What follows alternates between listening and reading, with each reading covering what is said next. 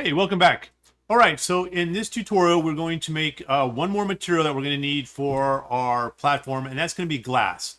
Now, there is a default glass that's in Unreal Engine, especially if you've imported any of the Quixel materials. I believe that's kind of when it populates in. Maybe it might be there earlier. I don't really know. I've never paid attention to that. But I do know there is a default material for glass.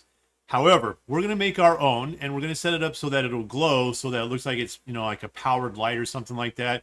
And we're going to make it so that we can change the color on it too when we create the material instance, so that it will be, we can use a red one or a green one. And the reason why we're going to do that, let me go ahead and demonstrate real quick. So here's our scene. If I hit play on our scene,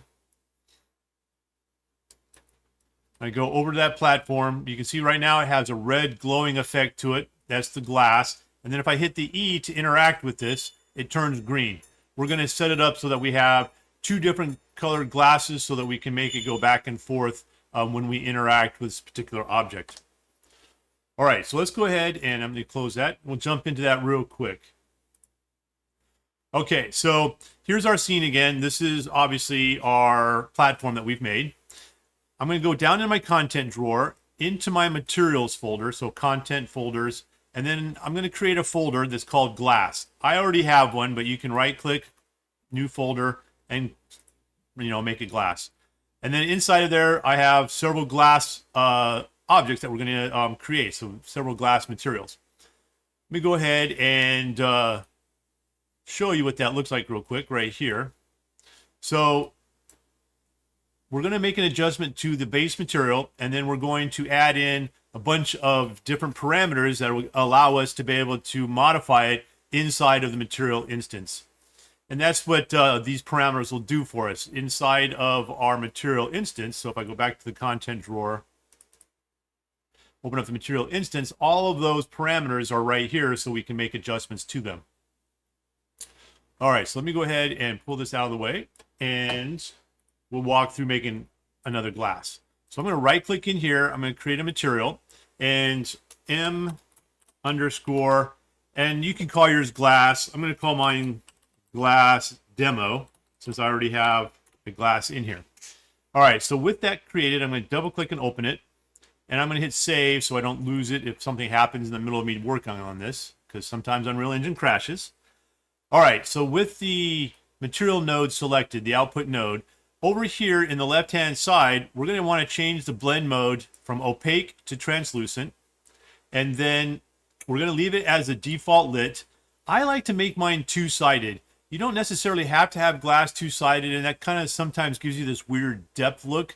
But whenever you look through a window, so if you just use like a single, cube to make a piece of glass for a window, there's a double-sided effect to it, and you get this kind of mirroring effect, and also so this kind of refraction effect as well, which we are going to create in this material as we move forward. But I'm going to select double-sided, so two-sided. You don't have to do that. If you don't like the way it looks, you can come back and uncheck it. Then I'm going to scroll down to refraction. Here it is, refraction. The refraction method is going to be IOR, so index of refraction. And let me make sure I've got everything else. Oh, you know what? I skipped something. I'm going to scroll back up here. And right here where it says volumetric non-directional. We're going to hit that, and we're going to select surface translucency volume. And that should give us all of our inputs over here back that we need to have. So our base color, our metallic, specular, roughness, all this stuff that we're going to use to include our IOR. Okay, now that we've got it kind of started, we need to give ourselves a base color to work with. And that's going to be using a vector. So I'm going to right click, type in vector. I'm going to use a constant 4 vector. Not that we're going to use the output of the alpha, but anyway.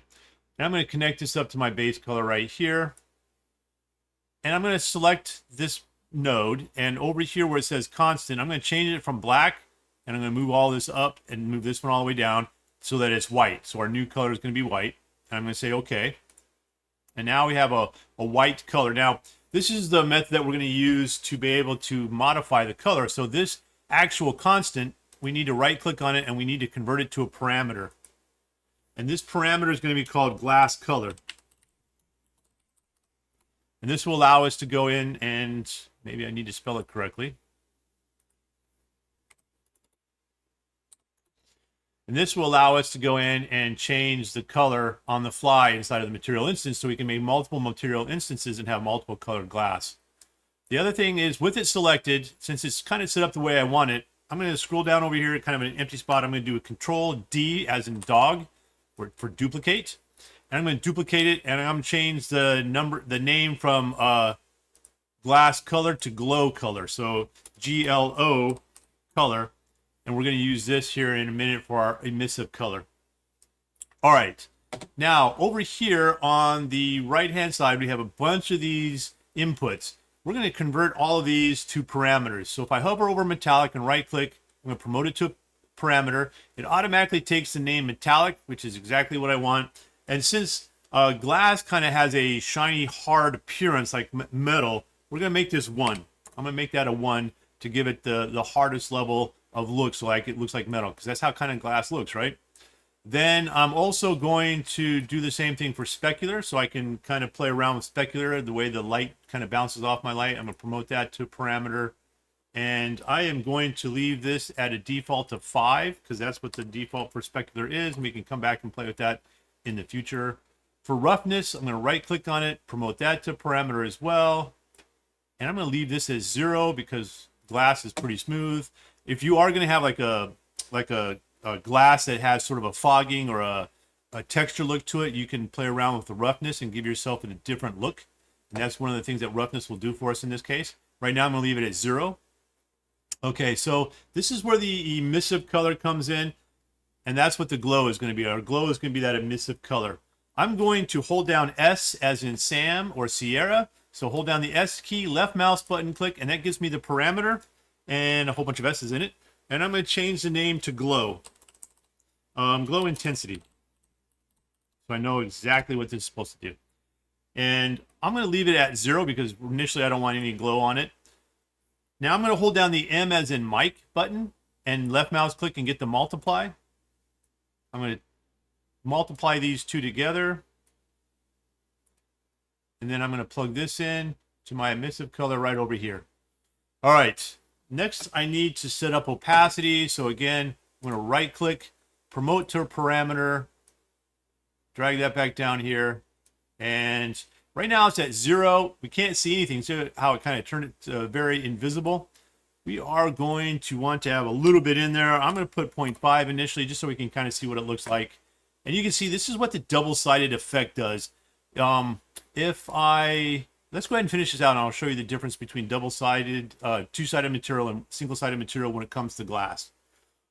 All right, so now the last thing we're going to have to do is set up our refraction or our IOR. So index of refraction, remember we turned that on in the base material. The first thing I want a constant.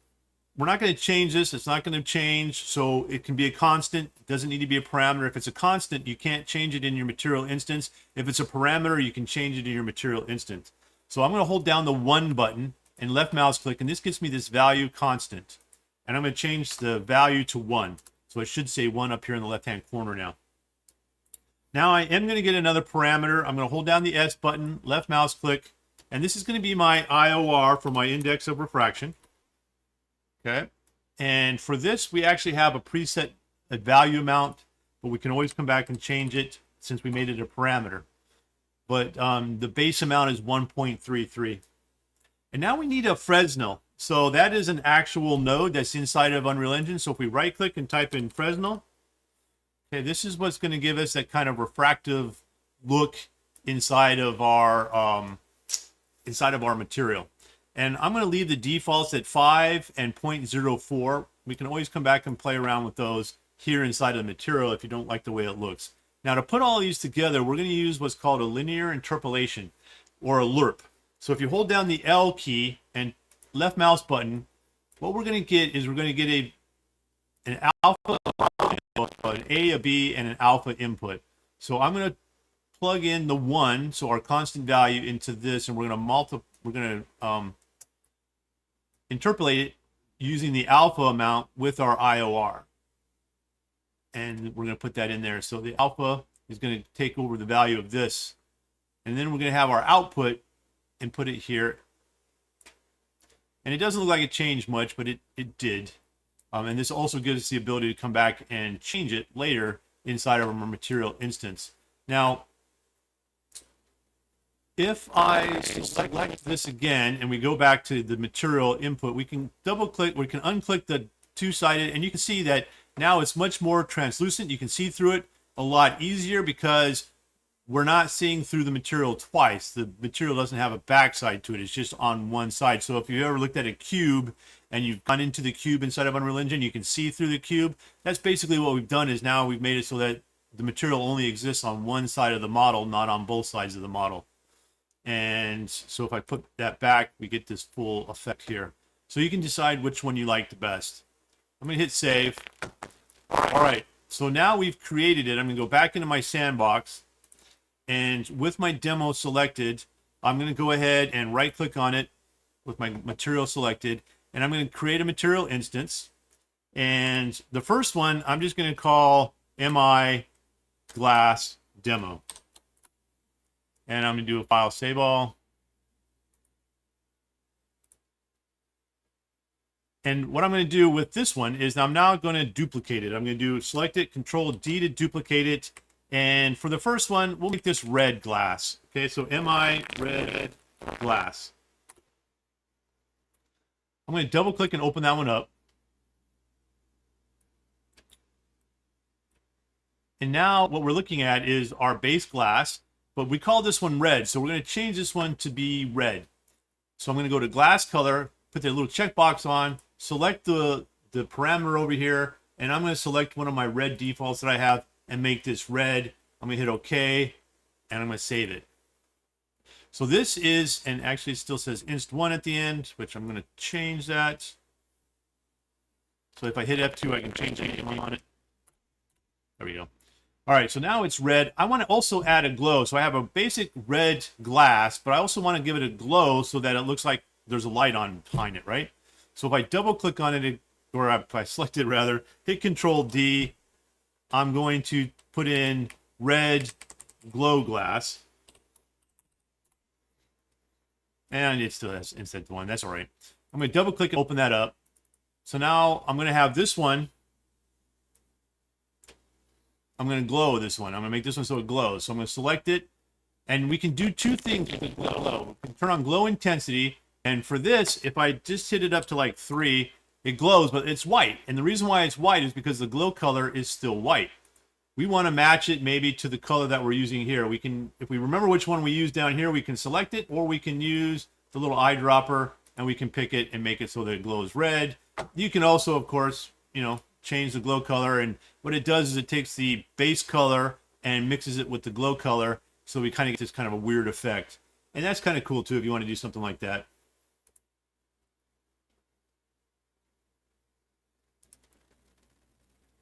I think I changed the wrong one, actually.